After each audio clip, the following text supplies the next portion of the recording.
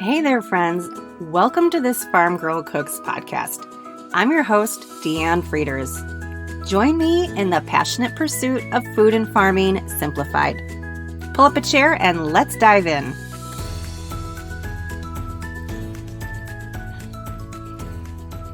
In today's episode, we're talking about field meals for farmers during harvest. For those of you who are wondering, what's a field meal anyway, I'm here for you. I grew up in a rural town, population about 750, with grandparents who were grain farmers, pig farmers. I think they had some cattle too. We had a cornfield at the end of our street, but I think it's safe to say I displayed no interest in learning anything about farming. I was way too busy being my cool teenage self to pay attention to what amazing things were going on in my own hometown. Then, when I met my husband 10 years ago, he asked if I could help with field meals for their family during harvest. I remember looking at him across the room, feeling kind of like an idiot, and I said, "What's a field meal?" In all fairness, he wasn't a lot of help. He was like, "Well, it's something we can eat when we're too busy to stop and make food." Alrighty then. We're still painting with a pretty broad brush here. I was still a little confused. So I did what any smart woman would do. I looked it up on Google. There wasn't a whole lot there that was helpful, and keep in mind this was 10 years ago. But unless you were carrying a wicker picnic basket and like a bottle of red wine and looking to enjoy a meal under the stars at a picnic table in a grove of trees, you're out of luck. So then I thought, well, let's look up field meals. Now we started to get somewhere.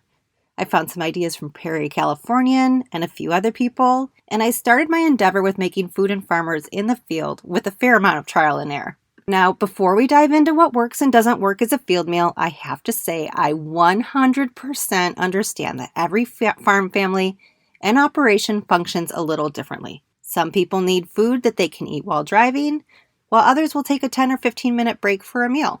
But this is my little campaign to say, when possible, I encourage stopping even if it's just for 10 minutes or 5 minutes. It's important for your health, for your mind to rest, and even to connect with a live person instead of a John Deere or Case tractor screen and dashboard for a little bit. Plus, if you've ever been in a tractor for more than half an hour, you know that you just start mindlessly rifling through the lunchbox there to see what there is to eat because boredom kind of takes over. So at least this way, if we stop, they might eat a vegetable, or you might eat a vegetable, and they're going to remember that they actually ate something. Their brain is going to realize they fed it with food. Okay, rant over. Let's get started. These are my 5 top tips for serving field meals. Just a little side note here, I have a big list of field meals that I update every year to give you some ideas.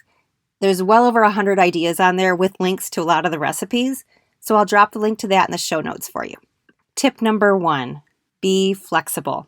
One of the first mistakes I made in my endeavor as the field meal preparer extraordinaire was I made a casserole or a sauce. I don't remember what it was, but it was kind of fancy and it said serve immediately, and that doesn't always work with farming. In the end, the sauce broke.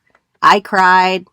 My husband didn't get very good food to eat, and it was it wasn't pretty. But we've got to go through that sometimes to figure out where we need to get to, right? So now I make sure that I cook foods that can be ready 30 minutes early or served late, because if the equipment acts up, if Mother Nature decides that it's going to rain in a little bit and we're all hands on deck, having something that is either quick or has longevity is in your best interest.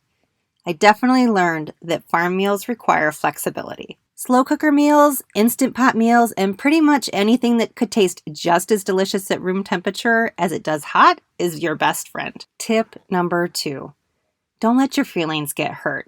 This sounds kind of weird, right? Because we're talking about food. But if somebody just grabs and goes with your meal, or they don't tell you how wonderful it was, I'm here to tell you, I am sure you freaking rocked it. But I realize too that during harvest, people get busy, and that's really not on their mind, even though you've made it. You know that this is your expression of love by feeding them, and you expect a little bit of recognition. And I'm guessing you'll get it, maybe just not right that minute. So give them a high five, stick a note in there, do something just to try to stay connected, and then head on over here to this Farm Girl Cooks and find another wife you can talk to about it, because I guarantee there are other people feeling the very same way that you are. Okay, time for a quick little break. This episode is brought to you by an amazing recipe you can never go wrong with. sometimes called ham and cheese sliders, and sometimes called funeral sandwiches. These are Hawaiian rolls chocked full of melty cheese and salty ham, then topped with a delicious Dijon butter sauce that is melt in your mouth delicious. You can check the sliders out and other delicious recipes at thisfarmgirlcooks.com. Okay, back to our episode. Tip number 3, send a snack for lady. Not for lady, for later.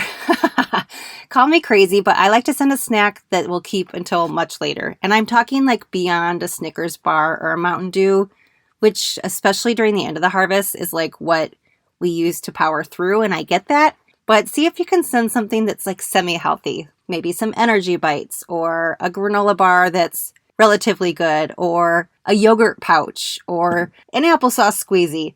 Something that you can kind of help to fuel them and get them through the day. Don't want them to have a big sugar crash while they're driving the tractors. And tip number 4 is one I learned the hard way, and that is the no knife required test. Almost anything can be a portable field meal.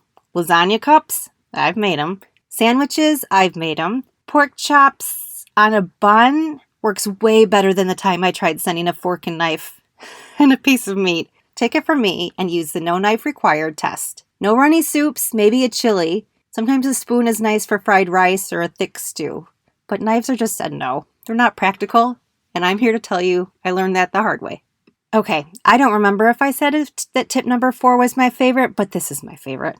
It's keep track of what works. If there's a meal that gets rave reviews or something goes over really well, make a note of it because you want to remember that for later in the season or next year when you're freaking out about what to make again. I actually have a recipe tracker that you can download in my store on my website at This Farm Girl Cooks.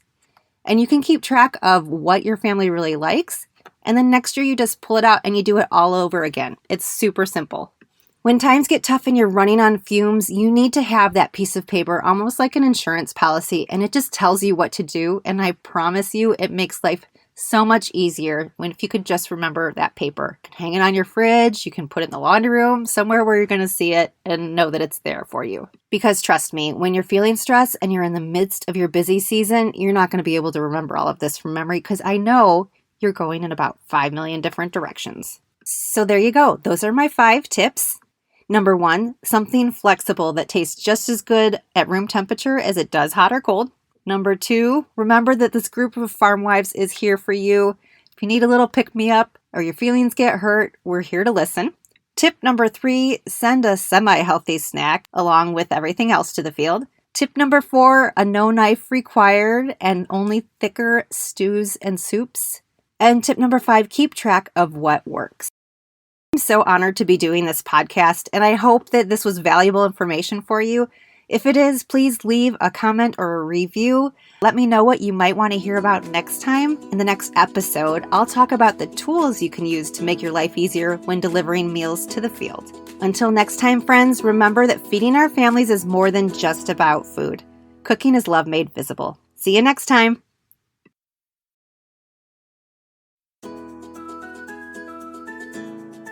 Hey there, friends. Welcome to This Farm Girl Cooks podcast. I'm your host, Deanne Frieders. Join me in the passionate pursuit of food and farming simplified. Pull up a chair and let's dive in.